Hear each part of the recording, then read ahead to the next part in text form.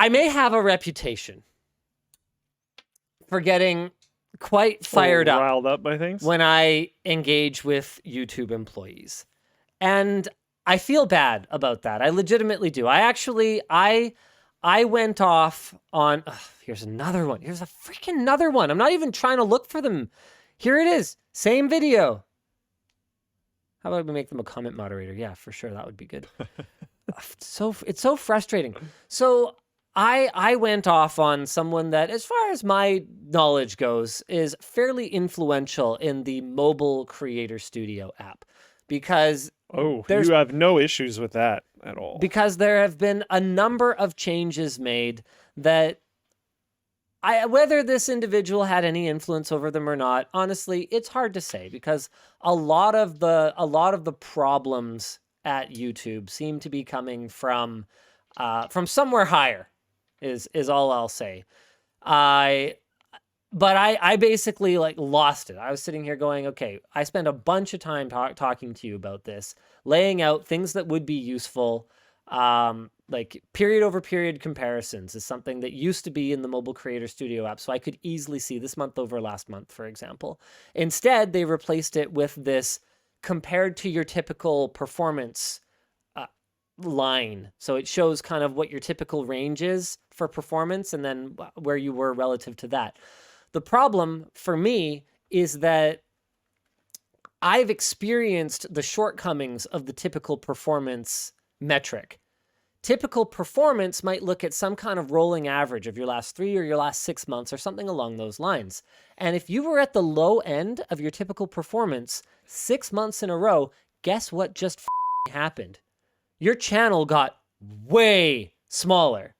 And you've got this little green check mark in your dashboard that says everything is okay. No, it's not okay. Looking at month over month is the way that any functional business operates. So you'll look at period over period. You'll look at this period year over year. That's how you monitor trends. You don't monitor trends by going, oh, compared to typical. What is typical?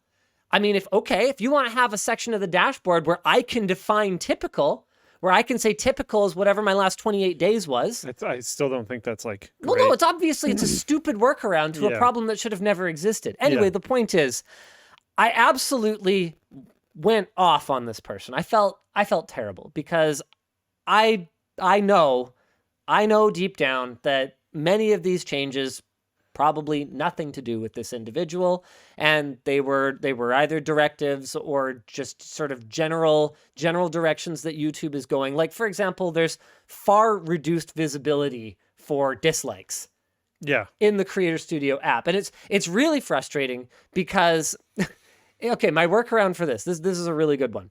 Okay, so let's go look at this. It used to be that I could see like-dislike ratio right here. So it was just like right when you click on a video, a key metric of a video. It would be like right there, because right after I publish, that's one of the first things I look at. Okay, do people even like this thing? And because I'm comparing apples to apples, my own channel that uploads every day to my own channel uploading again today, it's a really quick and easy litmus test. Oh, well, they moved it. Well, thanks for that. Now I get to click go to video analytics, where it is conveniently not on the first page. So below the fold? I get to go click engagement, and then finally I can see a ratio, but not absolute values. I can only see a percentage. Now, what do you notice about this ratio? This is a video that was published yesterday. Seems pretty high. Well, that's channel average. Okay. Where's the actual ratio? It says NA, doesn't it? Oh, that's actually... Oh, okay. I was reading it completely wrong. Okay, I get it. There's a delay for it to populate. Now, my workaround for this used to be that I could click the go to YouTube icon in the Creator Studio app in order to see analytics, right? And then I could go view it on the actual YouTube app. But guess what? I can only view that if I'm logged in as that channel, because I can't see dislikes anymore. And you might think it's not an inconvenience to be logged in as the actual channel because clearly I was in the creator studio. But because we have multiple channels, we actually have a multi-channel management tool where I am logged in as my work account. I have no way on my phone to see the like-dislike ratio of this video we uploaded yesterday. This is absolutely basic information that I need to do a job. I love how in you're like, I went too far. Rant number 3, baby. Let's go. The point is that I shouldn't have targeted an individual. I shouldn't have gone off on an individual. Now, in fairness, I didn't call names. Like, it wasn't like that. But I went after these problems in a way that made it seem as though I thought that they could immediately fix them. And I clearly understand that they can't. It's very frustrating. You know, they're sitting there not solving real problems, breaking solutions that I already had to my problems. Like, I don't know how to talk about it anymore because I've asked nicely. I've been happy to hear about that they plan to do better for HDR. Sure. But I have often thought that they have been going in very weird directions developmental wise. I've just like working on really odd things, taking features away instead of adding features, like not doing things that you would hope for a company to do if you wanted to see that company grow. You know what I mean?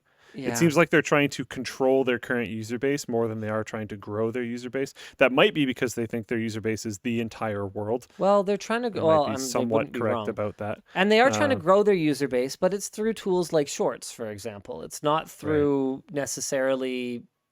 I don't know. I don't even know what to call this. I mean, how is it even possible that in the analytics dropdown there's no custom date range? How's it even possible in the year 2022? That's such a crazy list to go through. We've when got you can't 7 just days, self-define. 28 days, 90 days, 365 days, lifetime, June, May, April, March, February, January, December 2021, November 2021, October 2021, September 2021, August 2021, and July 2021. No custom. Why would I ever want to see a custom date range? Now, as I recall, and I'm a little rusty on this because it's been a while since they completely up the mobile creator studio. Little rusty on this one, but I believe there used to be a way for me to just drag it.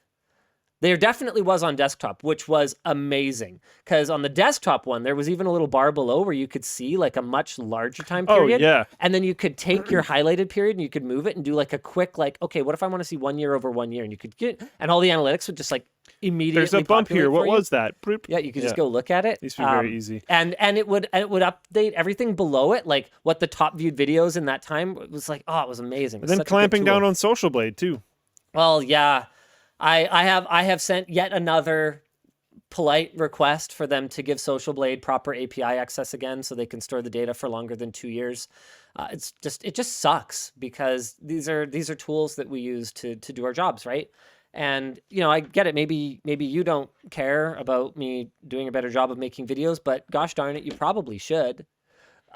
Like, these are all conversations that I've had before, and instead of just, no offense, sort of shouting into a vacuum because there's nothing you guys can do to fix it, I've had these conversations with actual people who work on these actual tools, and it's still been ineffective. And one of the really frustrating things has been that, you know how we did a video recently talking about the deplorable state of HDR on YouTube?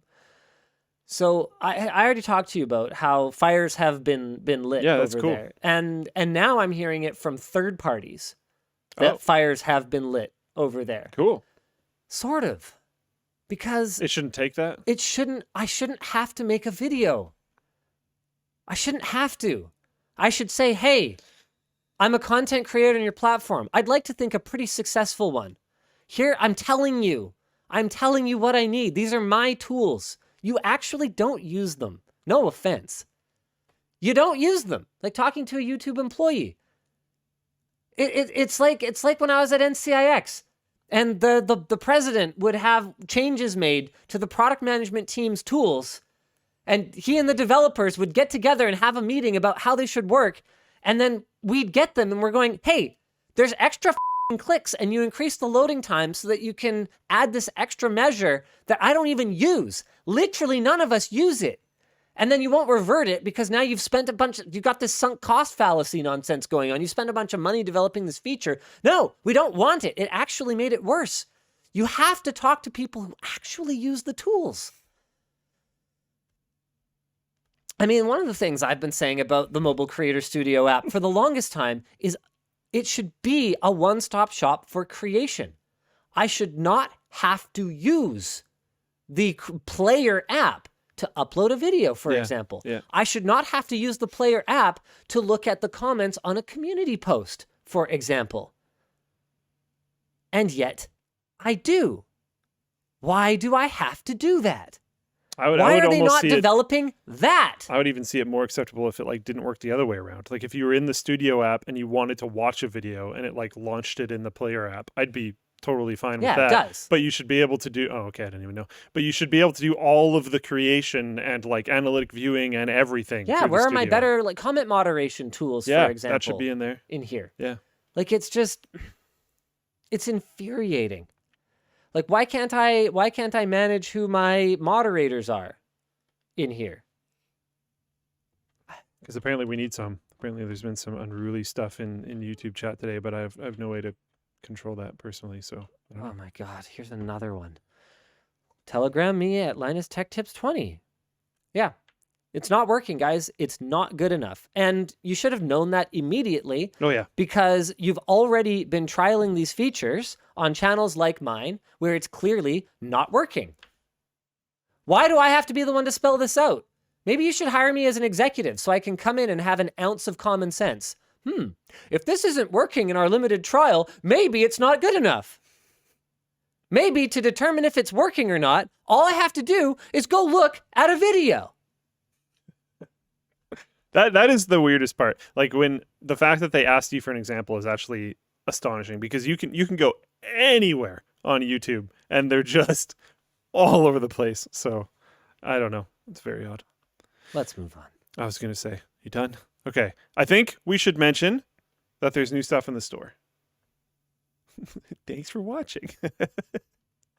Thanks for, you can go to hell. But like, I can't do this all day. Nope. Thanks for watching, and thanks to Secret Lab for sponsoring this week's clips. Secret Lab chairs are engineered to keep you comfy, and with up to 5 years of warranty and a 49-day return policy, you're covered if anything goes wrong. Head to the link in the description to get your Secret Lab chair today.